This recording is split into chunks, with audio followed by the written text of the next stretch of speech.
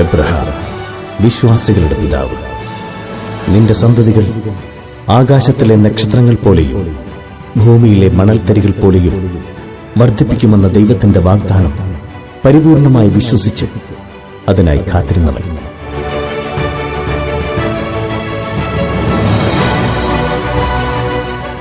Sara, യഹൂദ വംശത്തിന്റെ പിതാമഹി, 91 വയസ്സിൽ ദൈവത്തിന്റെ വാഗ്ദാനപ്രകാരം കുഞ്ഞിനെ ജന്മം നൽകിയവൾ.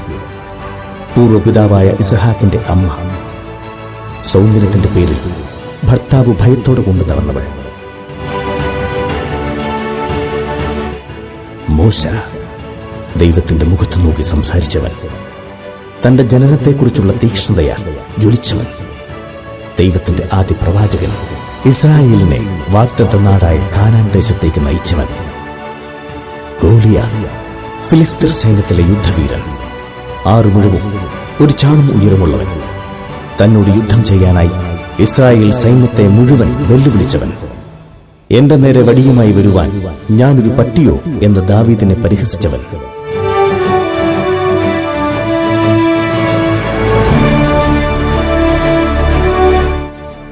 ദാവീദ് യുദ്ധവീരനും അജാനുബാഹുവുമായ ഗോലിയാത്തിന്റെ കരങ്ങളിൽ നിന്നും ദൈവമായ കർത്താവ് എന്നെ രക്ഷിക്കും എന്ന് ഉറച്ചു വിശ്വസിച്ചവൻ. കേവലം ഒരു കവണ കൊണ്ട് ഗോലിയാത്തിനെ വീഴ്ത്തിയവൻ. സന്തോഷത്തിലും സന്താപത്തിലും സങ്കീർത്തനങ്ങൾ ആലപിച്ചവൻ. സോളമൻ, ദൈവത്തോട് വിവേകവും വിജ്ഞാനവും ചോദിച്ചു വാങ്ങിയവൻ. സ്ത്രീയിൽ നിന്ന് ജനിച്ചവരിൽ ഏറ്റവും ജ്ഞാനിയായവൻ. വാഗ്ദാനപ്രകാരം ജെറുസലേം ദൈവാലയം നിർമ്മിച്ചവൻ.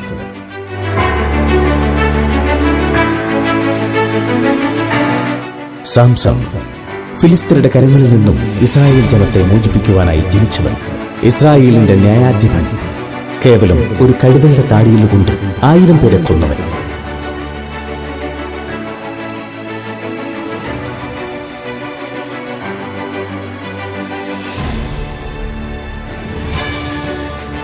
റൂത്ത്, ചരിത്രത്തിലെ ഏറ്റവും ഉത്തമയായ മരുമകൾ. അമ്മ പോകുന്നിടത്ത് ഞാനും വരും, വസിക്കുന്നിടത്ത് ഞാനും വസിക്കും. അമ്മയുടെ ചാർച്ചക്കാർ എന്റെ ചാർച്ചക്കാരും, അമ്മയുടെ ദൈവം എന്റെ ദൈവവുമായിരിക്കും.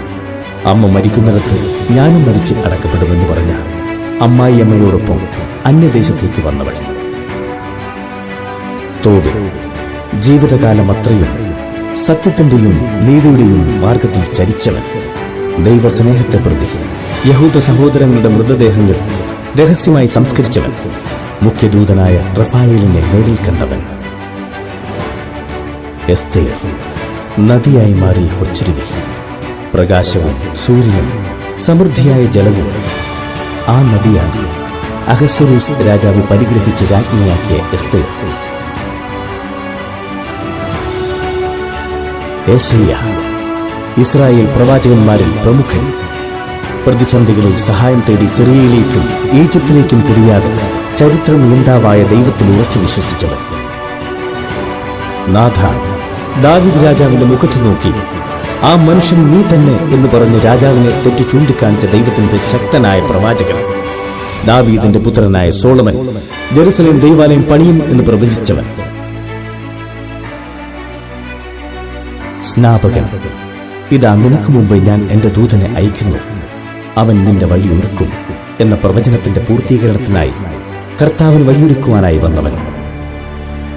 ഹെറോദേസ്, യൂദയ രാജാവ്.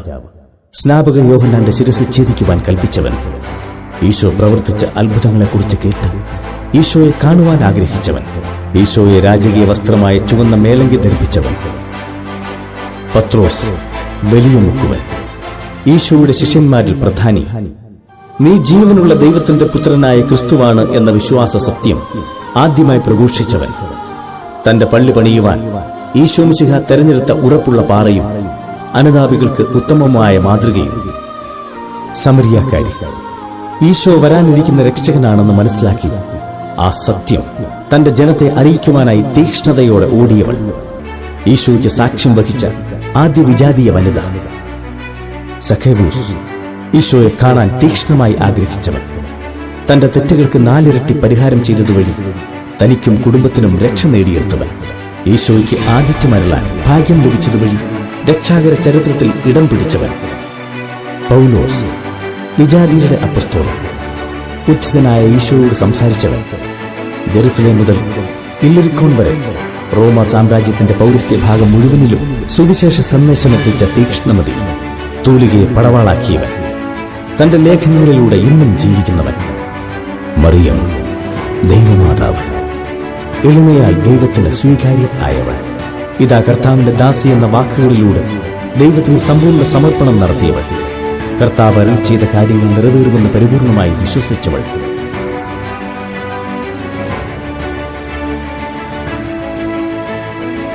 ജോസഫ്, നീതിമാൻ, സ്വപ്നങ്ങളിലൂടെ മാത്രം ലഭിച്ച ദൈവിക നിർദ്ദേശങ്ങൾ പൂർണ്ണമായും പ്രാവർത്തികമാക്കിയവൻ, സുവിശേഷങ്ങളിലെ നിശബ്ദ സാന്നിധ്യം, വിരക്ത ജീവിതം നയിക്കുന്നവരുടെ മധ്യസ്ഥൻ,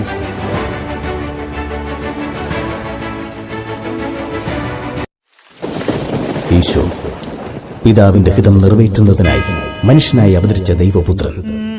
ഇവൻ എന്റെ പ്രിയപുത്രൻ, ഇവനിൽ ഞാൻ പ്രസാദിച്ചിരിക്കുന്നു എന്ന് പിതാവിന്റെ സാക്ഷ്യം ലഭിച്ചവൻ, മരണത്തെ പരാജയപ്പെടുത്തി മനുഷ്യരക്ഷയ്ക്കായി ഉയർത്തെഴുന്നേറ്റവൻ, ക്രൂശിൻ നിഴലിൽ നീറും മുറിവിൽ മനം പാടി നിൻ സ്തോത്രം, വീഴും വഴിയിൽ താഴും ചുഴിയിൽ മിഴി